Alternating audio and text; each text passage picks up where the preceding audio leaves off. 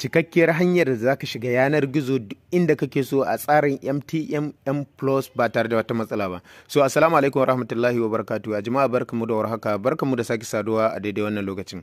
A yau insha Allah mun zo muku da wata sabuwar hanya wadda zaka yi amfani da MTN Plus ka shiga inda kake so, duk kalan social media da kake so, ko kuma duk kalan application da kake so, ko kuma in ce duk kalan website din da kake so ka shiga, zai baka damar shiga ba tare da wata matsala ba. So kasancewar jama'a sun san cewa MTN Plus suna sayar da data mai sauki, wanda duk cikin tsarin MTN ba wanda ya kashi sayar da data mai sauki, amma suna da keɓe-keɓe wanda ba za a yi amfani da su a wasu tsaruka ba. Ko in ce misali, ba za ka shiga wasu website ba a tsarin MTN Plus, amma kuma suna da data mai sauki. Kamar misali, za ka ga za su sayar maka 1.2 gig a kan naira 150 kacal, sannan za su sayar maka 40 something, za su sayar maka 3 something MB a kan naira 50 kacal ba tare da wata matsala ba. So wannan hanyar tana da matukar saukin sayan data. So wannan hanyar ba sa bari ka yi wasu abubuwa, amma yanzu mu zo muku da yan dubaru waɗanda za ku yi idan kuka bi waɗannan hanyar, za ku yi amfani da su a duk inda kuke so, a duk cikin website ɗin da kuke so, za ku yi amfani da su ba tare da wata matsala ba. Da haka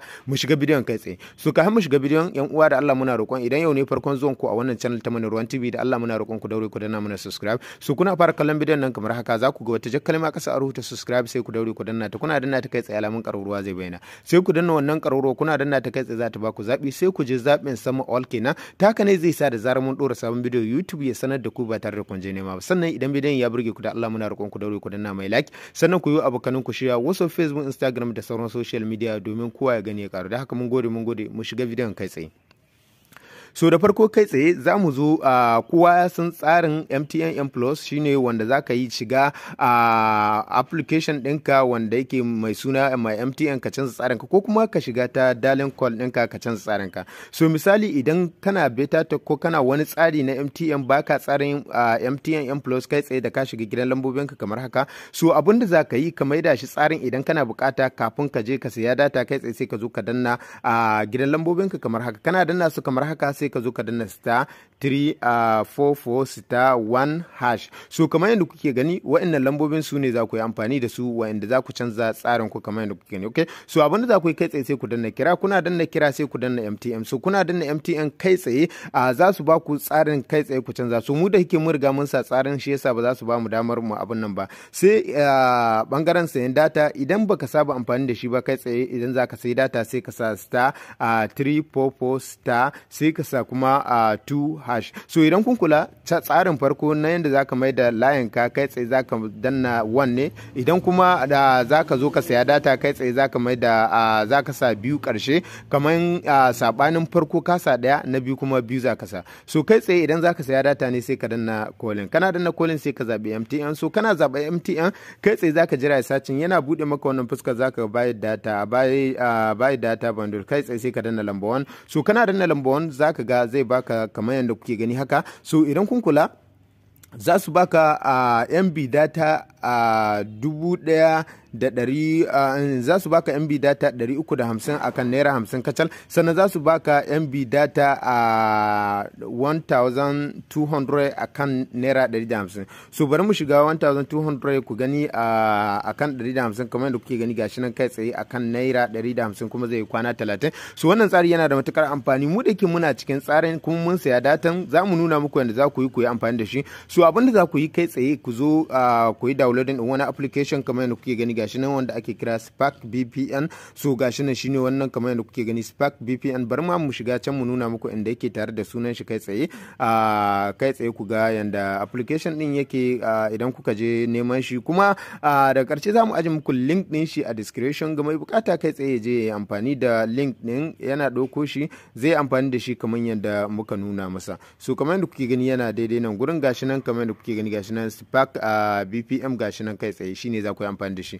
Okay, so bayan ka siya data, ka je ka ɗauko wannan application din, kai tsaye abin da za ka yi, za ka zo ka shiga application din. So kamar yadda muka gaya muku, idan kai tsinke connecting, za ka iya shiga wasu website ne, ba za su baka damar shiga ba. So mu already muna tsarin ne, sannan kuma yanzu haka mun yi connecting. Okay, so yan uwa, bayan kun yi downloading da application din, bayan ya bayyana kamar yadda kuke gani gashi nan, so kai tsaye abin da za ku yi, sai ku zo ku taba shi ya bude. Okay, bayan ya bude zai nuna muku wannan fuskar. Bayan ya nuna muku wannan fuskar, idan kuna so ku jone da su a Telegram Telegram kai tsaye sai ku danna yes, idan kuma ba ku buƙatar jonewa da su a Telegram sai ku danna no. Da haka za mu danna no domin mu ci gaba da inda muka tsaya. Okay, so muna danna no kai tsaye abin da za ku yi, za ku ga ya buɗe muku wannan fuskar. Bayan ya buɗe muku wannan fuskar kai tsaye sai ku zo nan gurin sama inda kuka rubuta auto server kai tsaye ku bar shi haka nan kuma za ku ga rubuta non or direction sai ka zo ka taba nan gurin. Okay, so kana taba shi kai tsaye zaka ga ya bude maka wannan fuskar. Bayan ya bude maka wannan fuskar zaka ga ba ki daya ba abin da ya update din shi.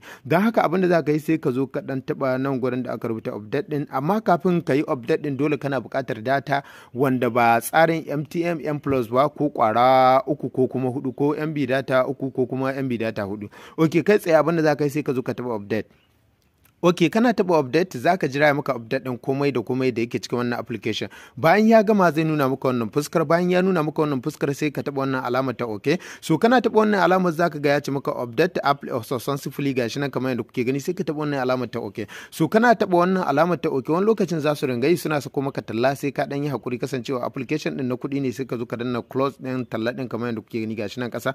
Ok, kana danna close kai tsaye zai bude maka wannan fuskar. Bayan ya bude maka wannan fuskar zaka ga tsarurrukan su gabaki ɗaya gashi nan. Zaka ga idan ka zo nan zaka ga da tutar kasashe daban-daban, amma ka zo nan kasa zaka ga tutar Najeriya ga ta nan kamar yadda kuke gani. So idan ka zo nan na farko tsarin Etisalat ne o Nine Mobile. So idan ka zo nan na biyu kuma zaka ga tsarin Airtel ne, nan kuma idan ka zo kasa zaka ga tsarin Glo ne, idan ka zo nan zaka ga tsarin MTN. So tsarin MTN ga su nan zaka duba a hankali daga tsarin MTN din nan zaka zo kasa zaka ga wani guri inda aka rubuta MTN Plus 2022 kamar yadda kuke gani gashi nan MTN Plus 2022 sai ka taba shi. So kana taba shi kai tsaye zai bayyana a nan gurin da ka gani kamar yadda kuke gani gashi nan MTN Plus 2022. Kai tsaye abin da zaka yi bayan ka danna shi ya zo nan sai ka danna wannan ya alamar ta connecting nan gurin jan abin nan. Okay, kana danna shi kai tsaye zaka jira ya maka connecting kamar yadda kuke gani kai tsaye gashi nan, sai mu danna wannan ya alamar ta okay. Muna danna wannan ya alamar ta okay kai tsaye za ku gashi nan yana so ya muna connecting. Dan haka za mu dan yi hakuri mu jira ya muna connecting, yana muna connecting kai tsaye za mu je mu ci gaba da aiki duk inda muke so.